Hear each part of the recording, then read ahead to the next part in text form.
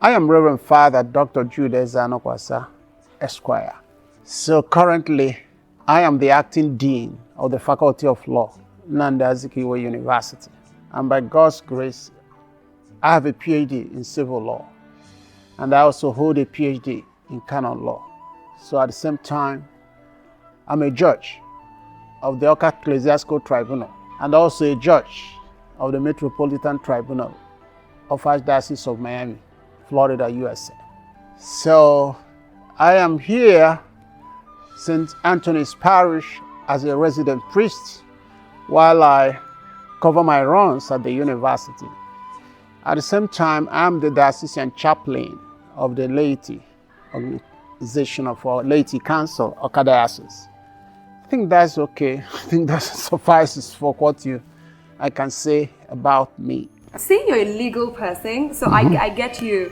You may have encountered one or two issues on paternity, tests, Yes. DNA, discovery and all of that. Yeah. So now, as a priest and also a lawyer, how do you think a man should handle a case of discovering his child when it's discovering a child is not biologically his? Well, it's a traumatic situation, a very traumatic situation indeed, because that reveals somebody along the line was unfaithful. And in this, that it is in a monogamous relationship, in law we say res ipsa loquitur, the fact speaks for itself. So the woman could not have gotten pregnant by power of the spirit. So it's a conclusive evidence that the woman was unfaithful. So first, having stated that is a traumatic situation, how the man reacts to it becomes a matter dependent on the grace of the man. So, off the cuff, the instinct will be, well, what am I doing here in this relationship? That this woman, I've been spending all my love, my heart, my being, everything. Because, marriage is not friendship. It's more than friendship. In the sense that in marriage, supposedly, a man should give his all to it. And the woman should also give her all. That's why it is an exclusive relationship. So in such a situation, it is destabilizing and it can really send somebody out of existence, especially one who has been very faithful. It can be destabilizing to discover the child you have been embracing, kissing, loving as your own turns out not to be your own. So as I said, the measure of the reaction is dependent on the grace. Somebody that feels so bad about it can decide to send the wife packing and a vow never to have anything to do with her and of course with the children because they are not his, and automatically will tell the woman, go and live with the father of these children, Then how you react to it becomes a difficult thing to say. But we still, however difficult, as I said, allowing grace, with the grace of God. And what do I mean by grace of God? Again, in this point, is difficult, depending on how many of the children. Let's say somebody that has up to 5 children and finds out that none of the children, none, and I mean none, is his.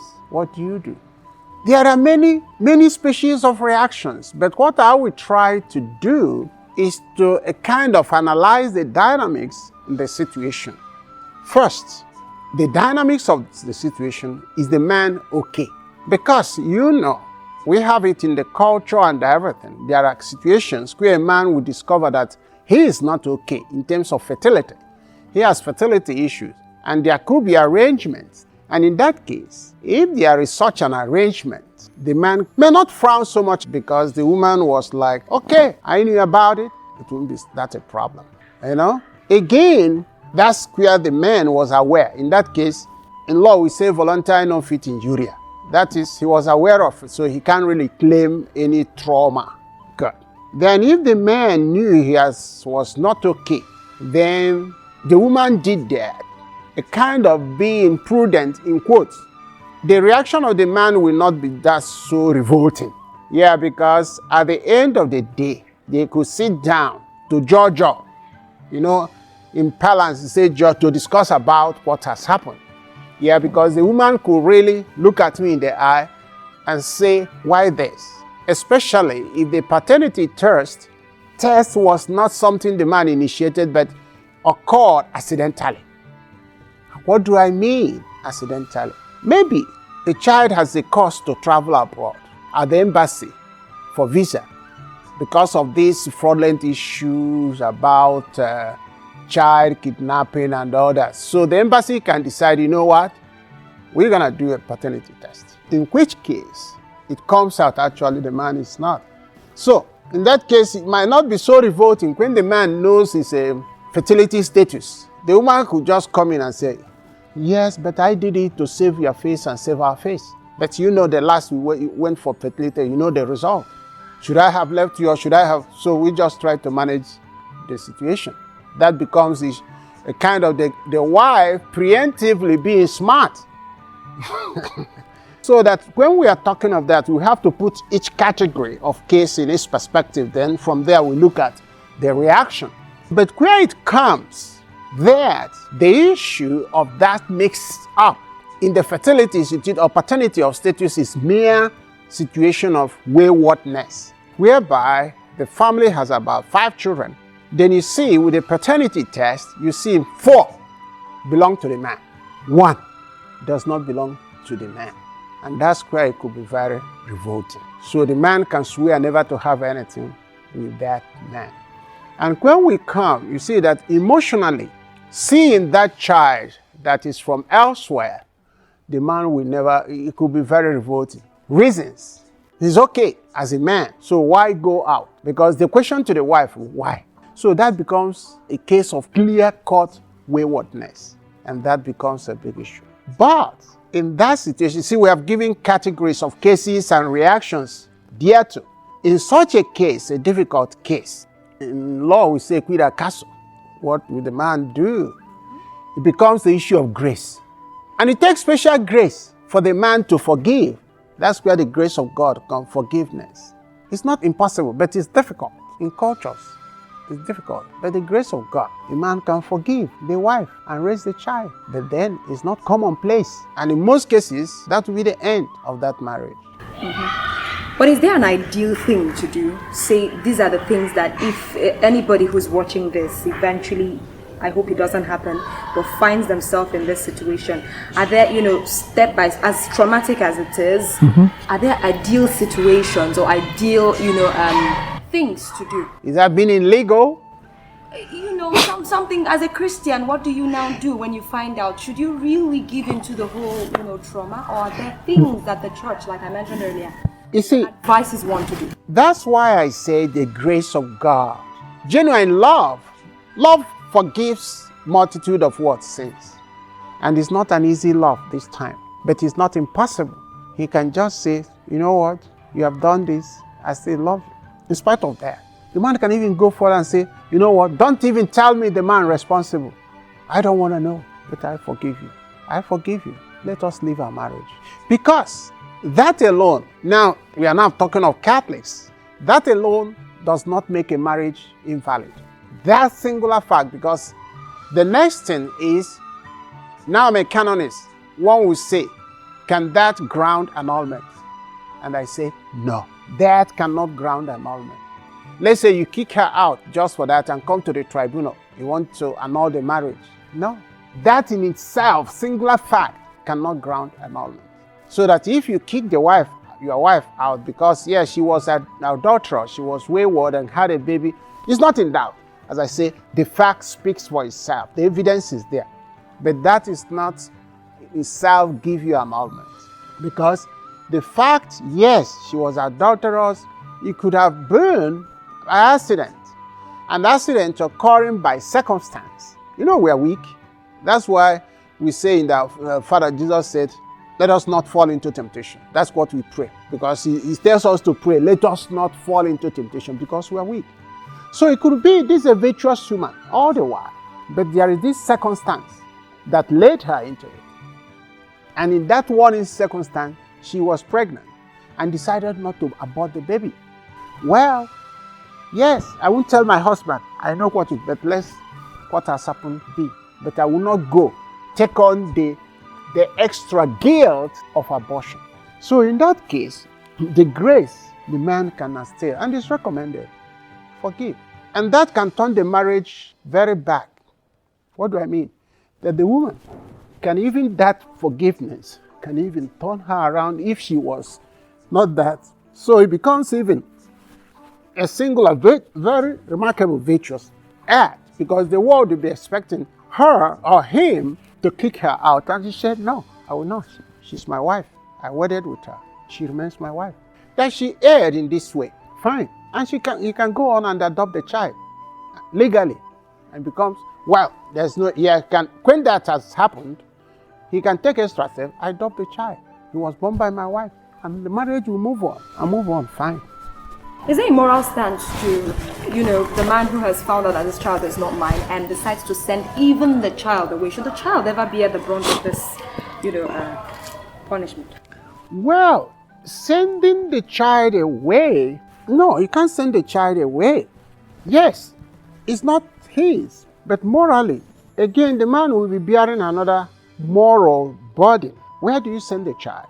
If I understood you well, the man deciding to stay on, live on with his wife.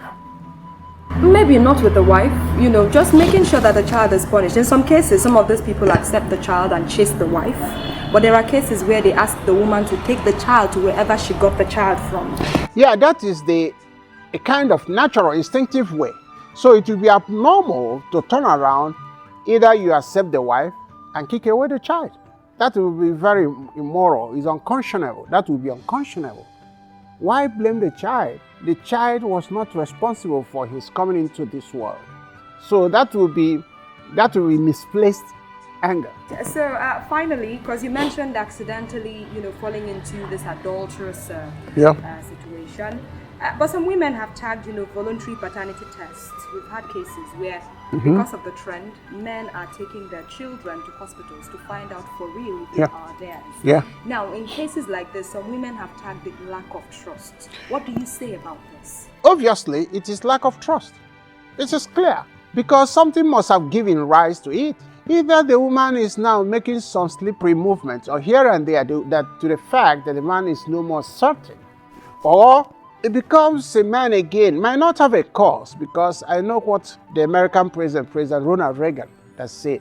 Trust, but verify. So the man may just say, okay, I trust my wife, but just let me verify, to be cocksure, as we say. He said, I trust my wife, but then let me be sure that this child is mine. Human beings, different ideas. For one, it will be, why go that extent? Why is the necessity? Again, because people's choices. What becomes just I have no reason. Practically, my wife has not given me any reason to suspect that these children are not mine. But then I want to verify. That's a marriage. I trust, but verify. So it becomes his choice. And what do you say? Would the wife block and say no? No, he's at liberty to check.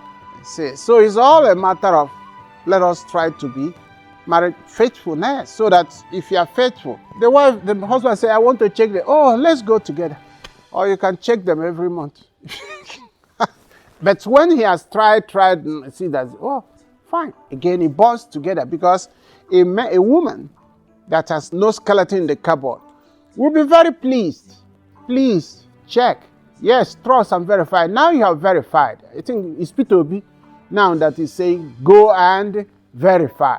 So with go and verify, that kind of gives the lady, the woman in question, sure footing. And again, it gives the man sure footing in the relationship. So finally, as an elder, as a priest, and as a legal advisor, what do you advise a couple currently in this situation, watching this?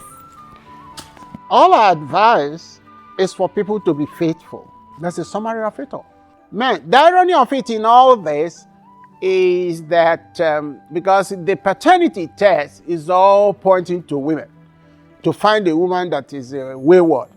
Unfortunately, maybe science has to work so to get a way to test the men that are wayward. Maybe that's a challenge for science, so that the equation will be balanced. Yeah, because the irony of it is that our society Because of this issue of pregnancy, only a woman can be pregnant. A man cannot be pregnant if he's wayward. And that's why the tithe is more against women. Yeah, but the core is that every person in a marriage should be faithful. Whether you're a man or you're a woman, faithfulness. And faithfulness is possible with God. And to do that, let them find God. Let us look at God and draw the grace. And by His grace, they will make it. And there is difficulty more today. That is the challenge of the today's world, that is hypersexualized. The society is hypersexualized. And that's why we are having high rates of this infidelity, all this. And at the end of the day, people are not any happier for it. So you see people in guilt, people not happy. So let us trace back and curbing it, let us cherish God's commandment. And trust in God, knowing God, our God, is all loving. He means well. He knows our human nature best. Let us trust His commandment. And let us not see God's commandment as something outdated, as some people have tried to say, saying, hey, God's commandment is outdated, it's negative, this is a modern world and all this. Oh, that is sweet nonsense. God cannot be outdated in His own world. The maker of the world cannot be said to be outdated, cannot be said to be old, cannot be said. No. He is ever new. He is ever present. He is always in the present. That's why I love God's definition to Moses in the book. Who are you? Say, I'm God the Father, God of your father, of your ancestors. And the God, what's your name? I am who am, is in the present always. And when we know God is in the present, then God, our God, is not God of the past tense. And because He's ever present, His commandment is ever new. And is God's wisdom, is the summary of God's wisdom. And when we cherish it, then we live a happier and simpler life. Thank you.